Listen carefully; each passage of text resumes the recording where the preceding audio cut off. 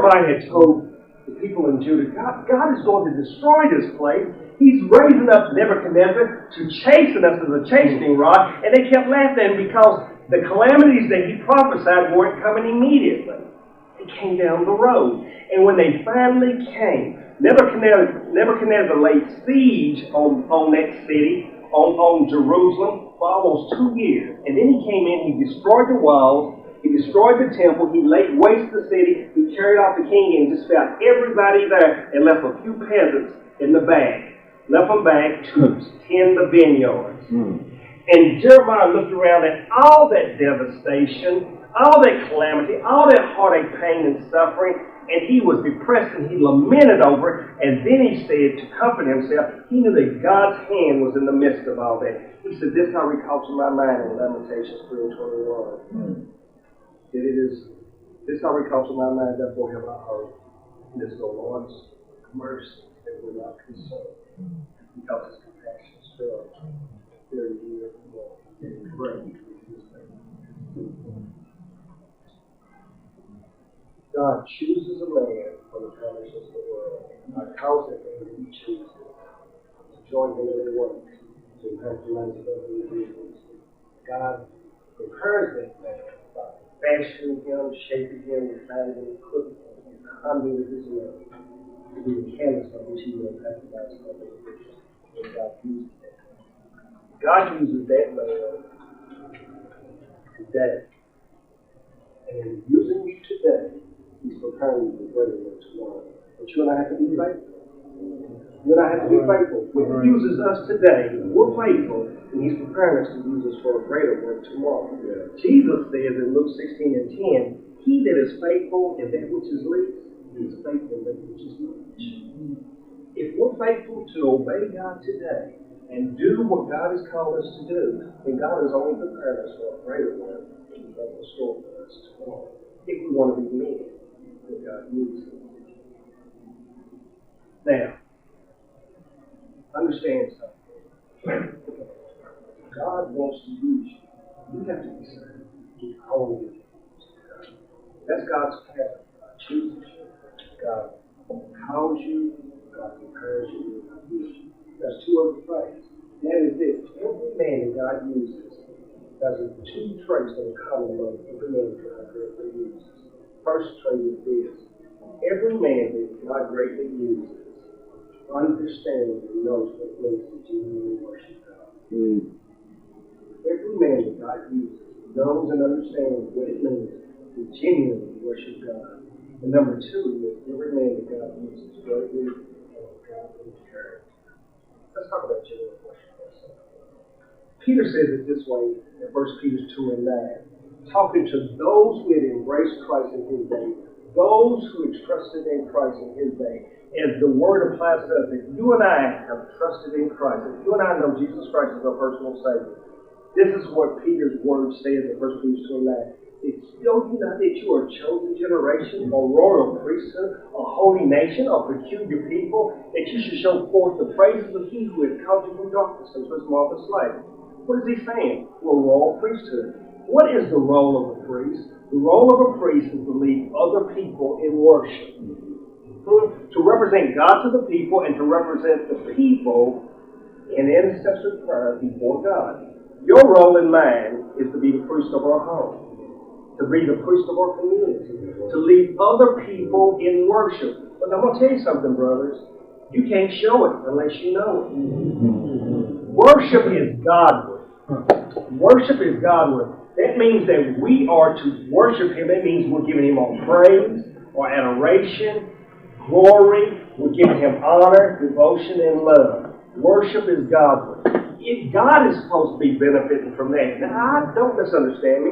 I know that when we come together in corporate worship, praise, and fellowship, that we benefit as a body from it. We do.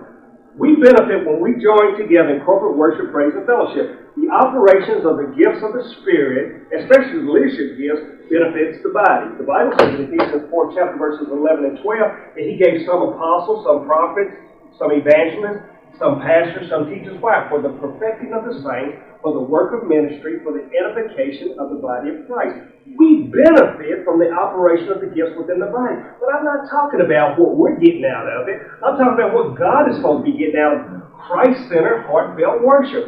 Worship is supposed to be Godward. David said it this way in Psalms 103. Bless the Lord, O my soul, and all that is within me.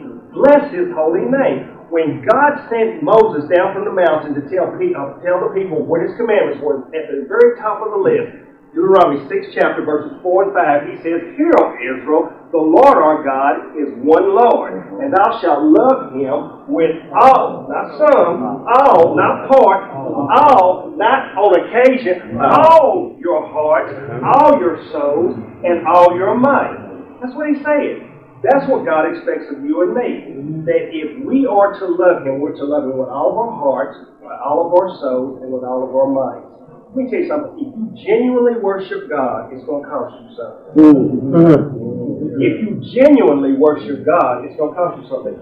Worship that costs me little and you little is of little worth to God. In the second book of Samuel, 24th chapter, we have an account here where David, the young man who stood before Goliath and trusted God against insurmountable odds. In the second book of Samuel, 24th chapter, we find where David falls prey to the temptation of Satan to number the people. Now, that's not good. That's not good because before, God was His exceedingly great shield. God was His defense against Israel. But listening to Satan, what he does is he falls into the temptation of numbering the people. And Joab and the captain of the host says, You don't want to do that, king. Really, you don't want to do that. And he prevailed over him because he was the king. He sent them out to number the people. And for 9 months, Joab and the captain of the host went out to number the people in the land. And he came back after 9 months, and they said to him, King, we got 800,000 fighting men in Israel. We got 500,000 fighting men in Judah. And as soon as they gave him the report, his heart was condemned. And God sent the prophet Gad, who was his counselor, to David and said, Because you've done this thing, I will give you 3 consequences to select from. You can have 3 years of famine in the land. You can have 3 months of God chasing, your enemies chasing you throughout the countryside, or you can have 3 days of pestilence. And David said, we don't want to fall into the hands of man. I submit that God can choose. I'd rather fall into the hands of the merciful God. And God sent the pestilence. And as soon as that pestilence hit, David, who had put his trust in men, as soon as that pestilence hit, from Beersheba to Dan, 70,000 men dropped dead. And the plague wasn't over.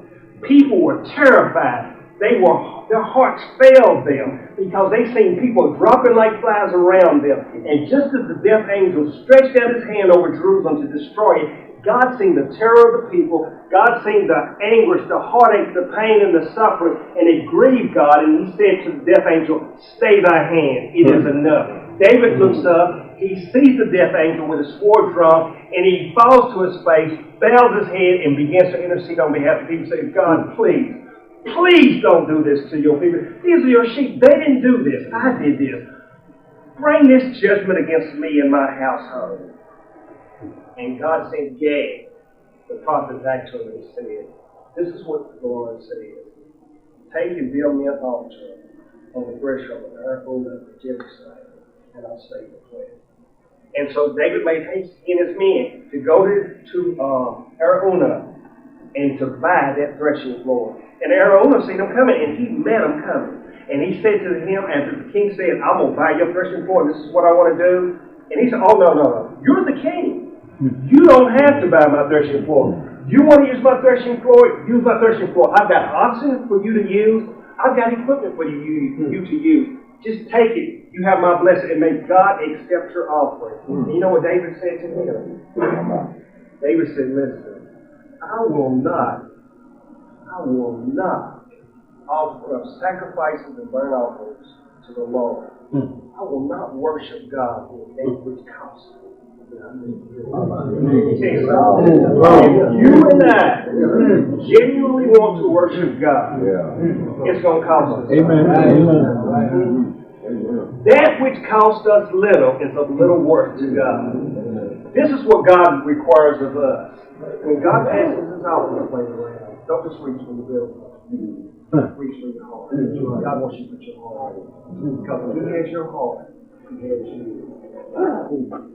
God wants you and I to give him our eternal heart. Why? Deuteronomy 6:5. And thou shalt love the Lord with all your heart, with all your soul.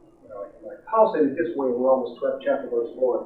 He said, Brother, I beseech thee by the mercies of God, that you should submit your bodies a living sacrifice, holy and acceptable unto God, which is your reasonable service. Which is your reasonable service. Which is the least you can do. What are you talking about? 1 Corinthians 6:19, for you have been bought and paid with a price. You trust him for eternity. Why won't you trust him for time? That's the least thing that we can do is give him our heart. Since he has purchased us by the shed blood of his Son. He says that we ought to be a living sacrifice. You know what we say? Oh, not a problem. I'll crawl up on the altar every day for the Lord.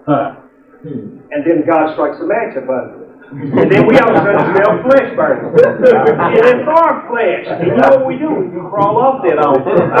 Because we don't like to suffer for Jesus Christ. We don't like to make sacrifices for Jesus Christ. And so we jump up there, but we crawl right out when the going gets tough. Jesus says to you and me, stay on the altar.